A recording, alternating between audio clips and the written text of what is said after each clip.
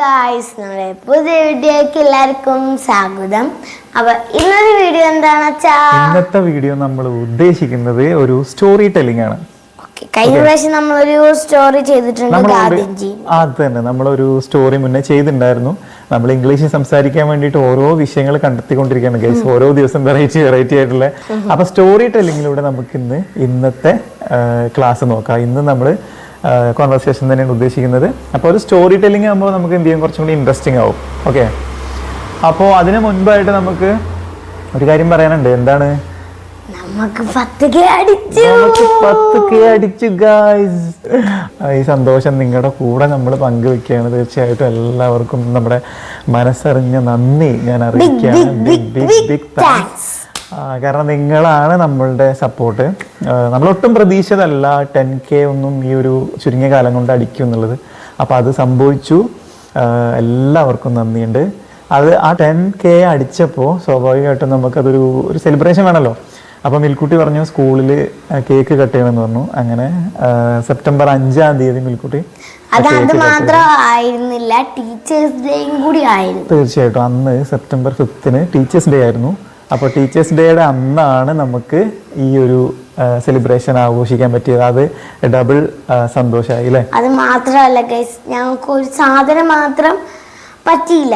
കാരണം വയനാട്ടിൽ ആ ദുരന്തം പറ്റിയോണ്ട് തന്നെ ടീച്ചേഴ്സ് എല്ലാവരും പറഞ്ഞിരുന്നു ഒന്നും കൊണ്ടുവരേണ്ട ആവശ്യമില്ല ടീച്ചേഴ്സ് ഡേ ആയിട്ട് എന്ന് അങ്ങനെ പറഞ്ഞു. അതായത് ടീച്ചേഴ്സിന് നമ്മൾ പ്രസന്റ് കൊടുക്കുന്ന ഒരു സംഭവമൊക്കെ ഉണ്ടല്ലോ. ടീച്ചേഴ്സ് ഡേക്ക് സ്പെഷ്യലായിട്ട് ടീച്ചേഴ്സിന് എല്ലാ കുട്ടികളും ഗിഫ്റ്റ് കൊടുക്കും അല്ലേ?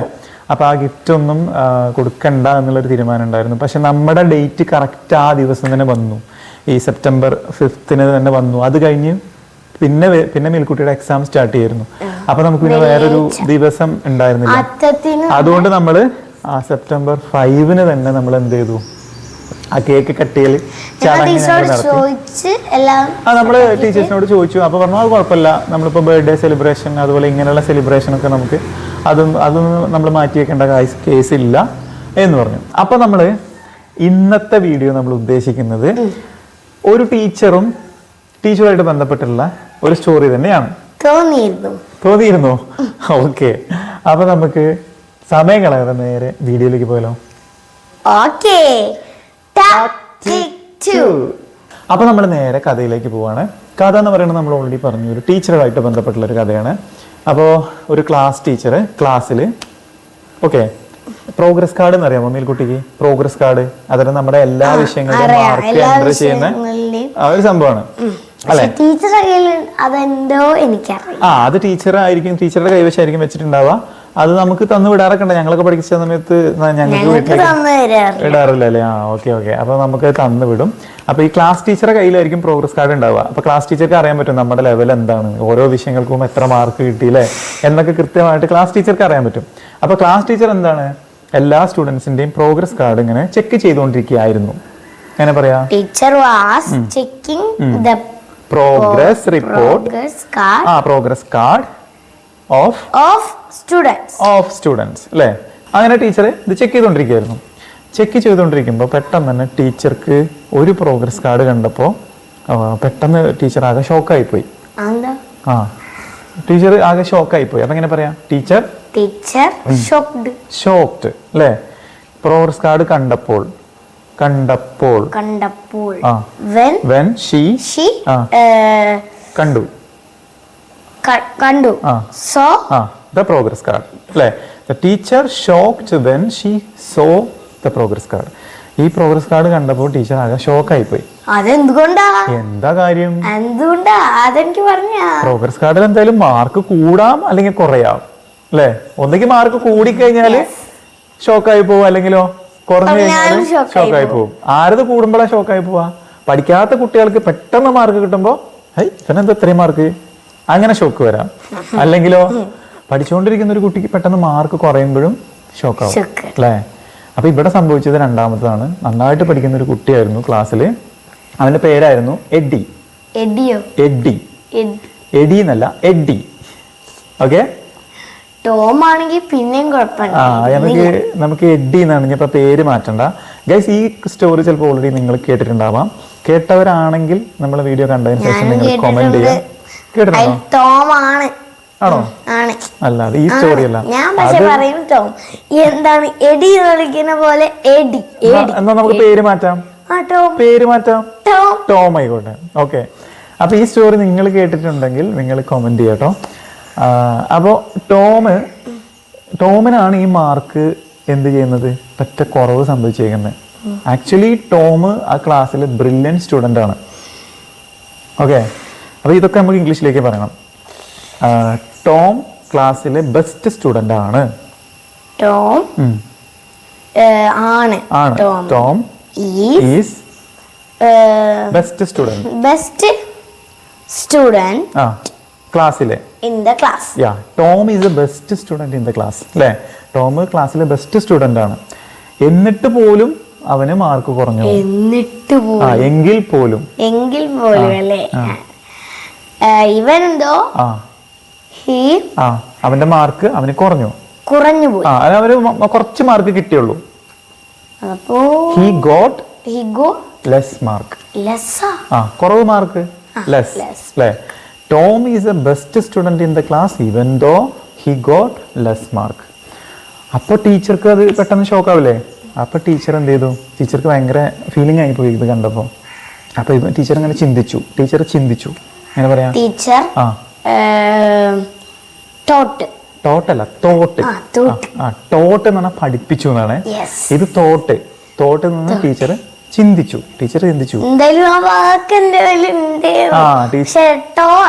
No problem. ഓക്കെ. അപ്പൊ ഇത് തോട്ടാണ് കേട്ടോ. ടീച്ചർ ചിന്തിച്ചു എന്താണ് ഇവനിങ്ങനെ ഇത്രയും മാർക്ക് കുറയാനുള്ള കാരണം എന്ന് ടീച്ചർ ചിന്തിച്ചു.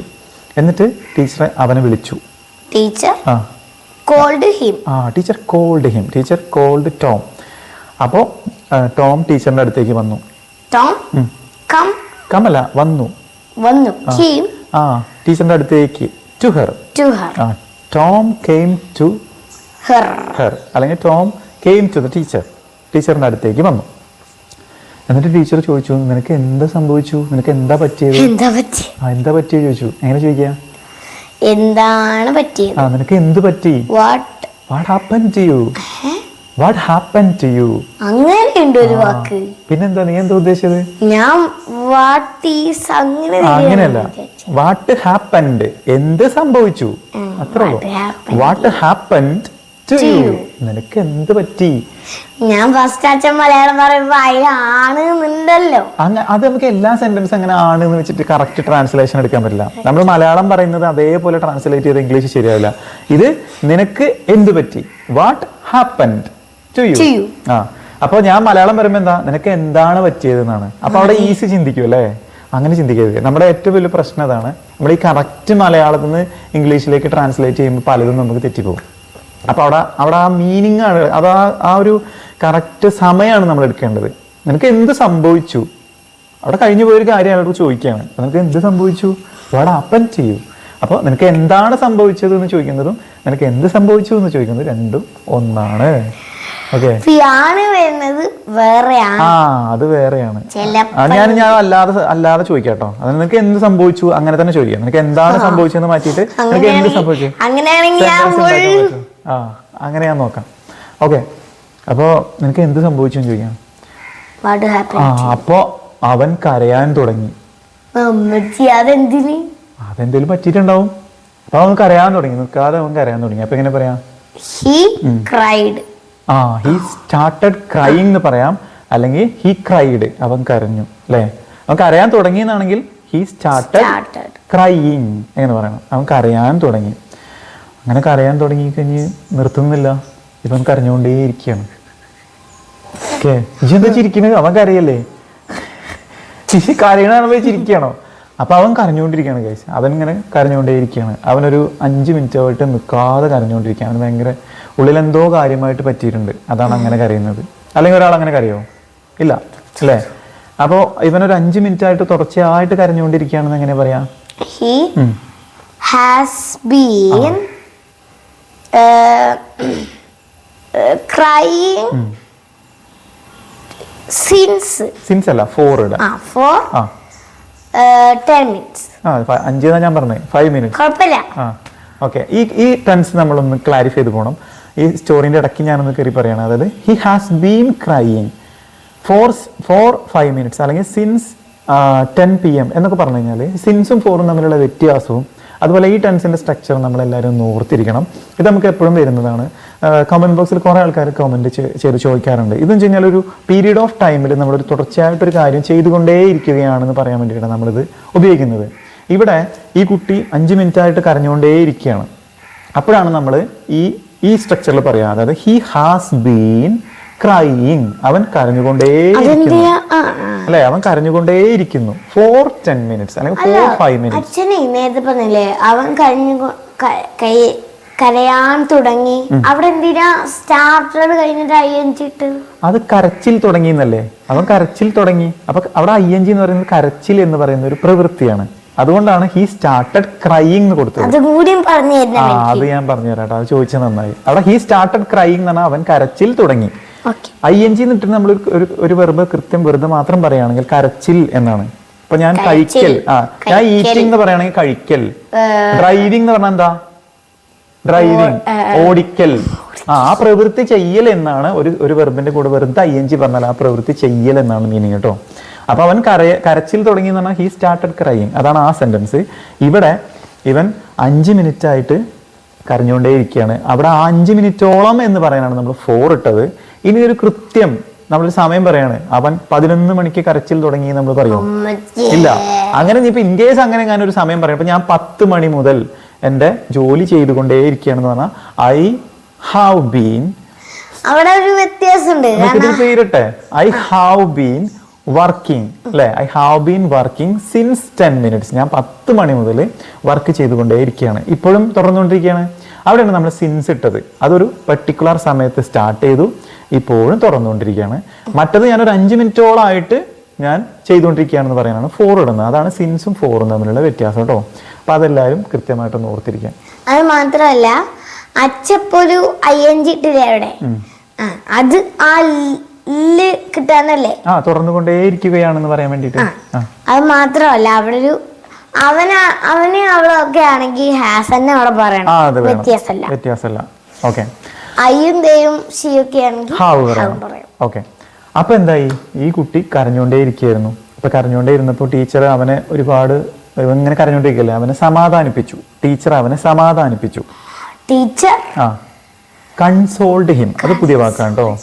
ടീച്ചർ കൺസോൾഡ് ഹിം, ടീച്ചർ അവനെ സമാധാനിപ്പിച്ചു. പക്ഷെ അവന് അവന്റെ കരച്ചിലടക്കാൻ പറ്റിയില്ല, അവൻ കരഞ്ഞുകൊണ്ടേ ഇരിക്കുകയായിരുന്നു. ഓക്കെ, എങ്ങനെ പറയാ, അവനവന്റെ സങ്കടം അടക്കാനായില്ല. എങ്ങനെ പറയും? അവന് കഴിഞ്ഞില്ല. ബാക്കി ഞാൻ പറഞ്ഞുതരാം. അവന് കഴിഞ്ഞില്ല എന്ന് പറയാം. He couldn't beer the sadness എന്ന് പറയും. സാഡ്നെസ് എന്ന് പറഞ്ഞാൽ നമുക്ക് ദുഃഖം. അപ്പൊ അതിനെ നമുക്ക് എന്ത് ചെയ്യാൻ പറ്റില്ല, ബിയർ ചെയ്യാൻ പറ്റിയില്ല, നമുക്കതിനെ അടക്കാൻ പറ്റിയില്ല. Okay, he couldn't beer the sadness. അപ്പൊ അവന് ഭയങ്കര ഫീലിംഗ് ആയിട്ട് അവൻ അങ്ങനെ കരഞ്ഞുകൊണ്ടേ ഇരിക്കുകയാണ്.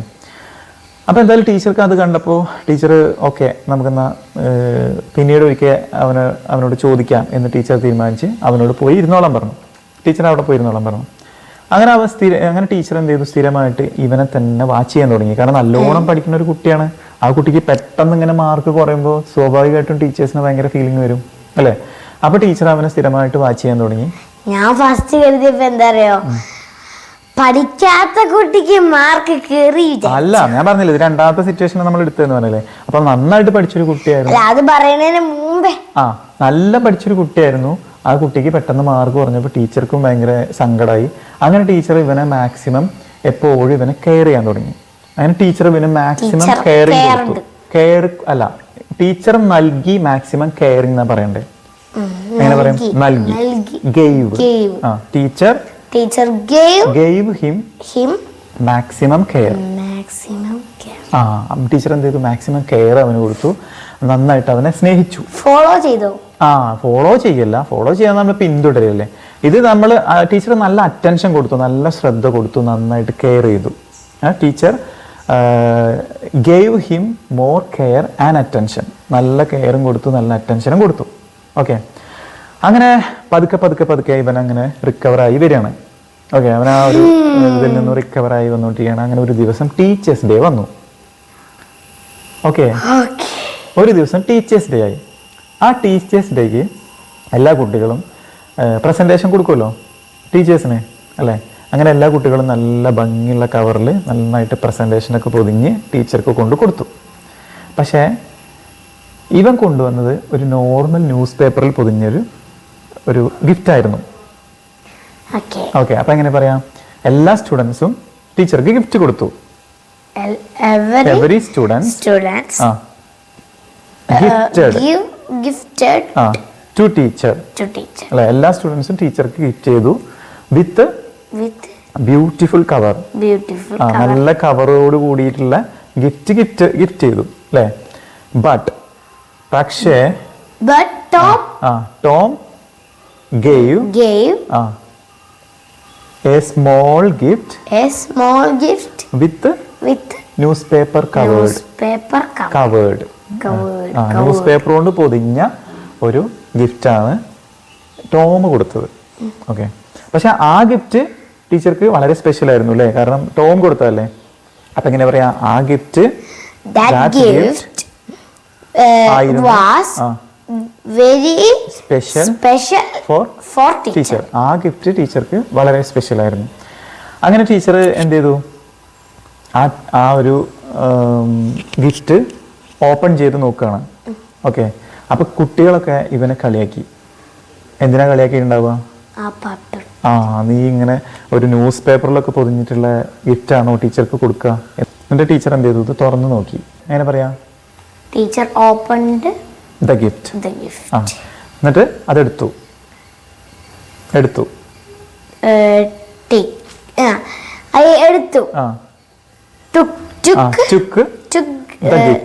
അല്ലേ, ആ ഗിഫ്റ്റ് എടുത്തു. അപ്പൊ എടുത്തപ്പോ എന്താ സംഭവം? അതിൻ്റെ ഉള്ളിൽ ഒരു കുറച്ചുണ്ട് അതിനകത്ത്. എന്ത്? പെർഫ്യൂം ഇല്ലേ നമ്മള് ബോഡിയിൽ അടിക്കുന്ന പെർഫ്യൂമിന്റെ ഒരു ബോട്ടിലാണ്. അതിൽ ഇതിൻ്റെ ഏറ്റവും താഴെ കുറച്ച് പെർഫ്യൂം ഉള്ളായിരുന്നു. അപ്പൊ നമ്മളെങ്ങനെ പറയാ?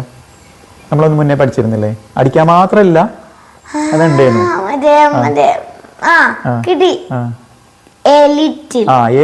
ലിറ്റിലും. അപ്പൊ ഇവിടെ ലിറ്റിലല്ല, ലിറ്റിൽ എന്ന് പറഞ്ഞാൽ അതിൽ ആവശ്യത്തിനുണ്ട് എന്നാണ്. ഇതിൽ ആവശ്യത്തിനില്ല. അതിൽ അവിടെ നാമമാത്രമായിട്ടുള്ള കുറച്ചുള്ളായിരുന്നു. അപ്പൊ എങ്ങനെ പറയാ? അവിടെ ഉണ്ടായിരുന്നു, അതിലായിരുന്നു. there was little perfume in that bottle. അല്ലെ, ആ ബോട്ടിലിന്റെ ഉള്ളിൽ കുറച്ച് നാമമാത്രമായിട്ടുള്ള പെർഫ്യൂം ഉണ്ടായിരുന്നു. അതിലൊരു തുള്ളി ഉണ്ടായിരുന്നുള്ളൂ. അപ്പോ അതിൽ ഏകദേശം ഒരു കാലി ബോട്ടിൽ എന്ന് പറയാം അല്ലെ. പക്ഷെ അത് തുള്ളി ഉണ്ടായിരുന്നു. അതും ഉണ്ടായിരുന്നു. അതിന്റെ കൂടെ തന്നെ പിന്നെ ഒരു ബ്രേസ്ലെറ്റും ഉണ്ടായിരുന്നു. ബ്രേസ്ലെറ്റ് എന്ന് വെച്ച് കഴിഞ്ഞാൽ നമ്മൾ കൈ ചെയിനില്ലേ കിട്ടുന്നത്, അതിന് ബ്രേസ്ലെറ്റ് എന്ന് പറയും. അപ്പോൾ അതിൽ കുറേ മുത്തുകളൊക്കെ പോയിരുന്നു. അങ്ങനത്തെ ഒരു ബ്രേസ്ലെറ്റും ഉണ്ടായിരുന്നു. അപ്പൊ എങ്ങനെ പറയാ? And one bracelet with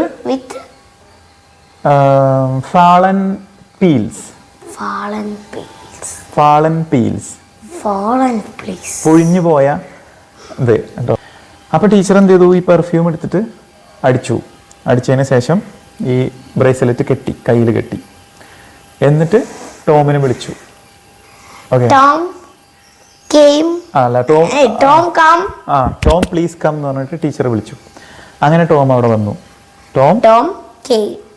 Tom came there. Tom അങ്ങോട്ട് വന്നു. എന്നിട്ട് ടീച്ചർ ചോദിച്ചു. Teacher asked him. ടീച്ചർ പറഞ്ഞു, നീ കൊണ്ടുവന്ന ബോഡി സ്പ്രേ ഞാൻ അടിച്ചിട്ടുണ്ട്, ബ്രേസ്ലെറ്റും ഞാൻ കെട്ടിയിട്ടുണ്ട് എന്ന് പറഞ്ഞു ടീച്ചർ. ഓക്കെ, അപ്പോൾ ഇവന് ഭയങ്കര കരച്ചിൽ വന്നു. അവൻ വീണ്ടും കരച്ചിൽ സ്റ്റാർട്ട് ചെയ്തു.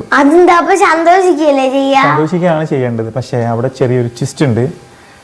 അപ്പൊ ഈ ഗിഫ്റ്റ് കൊടുത്തത് ഇവന്റെ അമ്മ ഉപയോഗിച്ചിരുന്ന പെർഫ്യൂമിന്റെ ബോട്ടിലായിരുന്നു. അതേപോലെ തന്നെ ഇവന്റെ അമ്മ കെട്ടിയിരുന്ന ബ്രേസ്ലെറ്റ് ആയിരുന്നു. ഇവന്റെ അമ്മ മരിച്ചു പോയിട്ടുണ്ട്. എൻ്റെ അമ്മ ഇപ്പം ജീവിച്ചിരിപ്പില്ല. അമ്മ മരിച്ചത് കൊണ്ടാണ് ഇവന് ക്ലാസ്സിൽ എക്സാമിന് മര്യാദയ്ക്ക് പെർഫോം ചെയ്യാൻ പറ്റാതിരുന്നത്, മാർക്ക് കിട്ടാതിരുന്നത്, ഇവനാകെ ഡെസ്പായത്. അപ്പം ആ സമയത്ത് ആരാണ് മോർ കെയർ ചെയ്തത്? ടീച്ചറാണ് മോർ കെയർ ചെയ്തത് അല്ലേ. അങ്ങനെ ടീച്ചർ ഇവനെ കൂടുതൽ അറ്റൻഷനൊക്കെ കൊടുത്തു. അപ്പോൾ ഈ സമയത്ത് ഇതായിരുന്നുല്ലേ, അപ്പൊ ഇത് കേട്ടിട്ടില്ല ഞാൻ വേറെയാണ് കേൾവിപ്പോയി. ഈ കഥയാണ്. അപ്പൊ സ്വാഭാവികമായിട്ട് ഇവൻ എന്ത് ചെയ്തു, ടീച്ചറിന്റെ അടുത്തിട്ട് ഇവൻ ചെന്നിട്ട് പറഞ്ഞു, എനിക്ക് ഇപ്പൊ ടീച്ചറിനെ കാണുമ്പോൾ എൻ്റെ അമ്മയെ പോലെ തോന്നുന്നു. മീൻസ് ടീച്ചർക്ക് ഇവന് മാക്സിമം കെയർ ഒക്കെ കൊടുക്കല്ലേ, പെർഫ്യൂം അടിച്ചിട്ടുണ്ട്, ബ്രേസ്ലെറ്റ് കെട്ടിയിട്ടുണ്ട്. അപ്പൊ ഇവന്റെ അമ്മയെ പോലെ തന്നെ ടീച്ചർക്ക് അമ്മയെ പോലെ തന്നെ ഇവന് ടീച്ചറെ തോന്നി. അപ്പൊ എങ്ങനെ പറയാ, എനിക്ക് തോന്നുന്നു എൻ്റെ അമ്മയാണെന്ന്. I feel you are my mother. You are like my mother. എൻ്റെ അമ്മയെ പോലെയാണെന്ന് എനിക്ക് തോന്നുന്നു. അപ്പോൾ ടീച്ചർ പറയണ, നിനക്ക് എന്നെ അമ്മ എന്ന് തന്നെ വിളിക്കാം, മദർ എന്ന് പറഞ്ഞു. അപ്പൊ അങ്ങനെ കാലങ്ങൾ കഴിഞ്ഞു പോയി. അവന് ഹയർ സ്റ്റഡീസിനൊക്കെ വേണ്ടിയിട്ട് ആ സ്കൂളിൽ നിന്നും വേറൊരു സ്കൂളിലേക്ക് മാറുകയാണ്. അങ്ങനെ മാറിക്കഴിഞ്ഞാലും ഇവന് ടീച്ചറോടുള്ള ആ ഒരു സ്നേഹവും ഇതൊക്കെ അവൻ എന്നും കീപ്പ് ചെയ്യുന്നുണ്ട്. അവൻ നന്നായിട്ട് പഠിക്കാനൊക്കെ തുടങ്ങി. പക്ഷെ എല്ലാ വർഷവും ടീച്ചേഴ്സ് ഡേക്ക് ഇവൻ ടീച്ചർക്ക് കത്തയക്കുമായിരുന്നു. കത്തയക്കുമായിരുന്നു. എങ്ങനെ പറയാ, ചെയ്യുമായിരുന്നു. അവൻ ചെയ്യുമായിരുന്നു, അവൻ അയക്കുമായിരുന്നു. അയക്കുക, send letters to the teacher. He would send the letters to the teacher. ടീച്ചർക്ക് കത്തയക്കുമായിരുന്നു. Every year, എല്ലാ വർഷവും. ഓക്കെ, അങ്ങനെ എല്ലാ വർഷവും ഒക്കെ കത്തൊക്കെ അയച്ച് അങ്ങനെ കുറെ കാലം കഴിഞ്ഞ് ഇവൻ പിന്നെ അവൻ അമേരിക്കയിലേക്കൊക്കെ പോയി. നീ പോയില്ല എന്ന് വിചാരിച്ചിട്ട് അവൻ അമേരിക്കയിലേക്ക് പോണ്ടേ? ഓക്കെ. അപ്പൊ അങ്ങനെ ഇവൻ ഹയർ സ്റ്റഡീസിന് വേണ്ടി അമേരിക്കയിലേക്ക് പോയി. ടോം പോയി ഹയർ സ്റ്റഡീസിന് വേണ്ടി അമേരിക്കയിലേക്ക്. എങ്ങനെ പറയും? ടോം പോയി. Tom went to America for higher studies. Higher സ്റ്റഡീസിന് വേണ്ടി ടോം അമേരിക്കയിലേക്ക് പോയി. അങ്ങനെ അവൻ അവിടെ പഠിച്ചുകൊണ്ടിരിക്കുകയാണ്.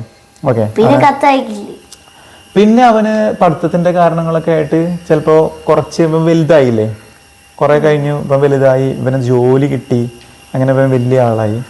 അതൊക്കെ കഴിഞ്ഞപ്പോൾ കുറെ കാലത്തിന് ഇവന്റെ അഡ്രസ്സൊന്നും ഉണ്ടായില്ല. അഡ്രസ്സ് മീൻസ് ഇവനെ കാണാൻ പറ്റാതെ. ടീച്ചർക്ക് അങ്ങനെ കൃത്യമായിട്ട് അങ്ങനെ പിന്നീട് അവന് കത്തൊന്നും അയക്കേണ്ട ഒരു പതിവൊന്നും ഉണ്ടായില്ല. അങ്ങനെ ടീച്ചർ അവിടെ നിന്ന് അതിന് മുന്നേ റിട്ടയർ ആയിരുന്നു. ടീച്ചർ റിട്ടയറായിട്ട് റിട്ടയർമെന്റ് ലൈഫ് ആയിരുന്നു ടീച്ചർ.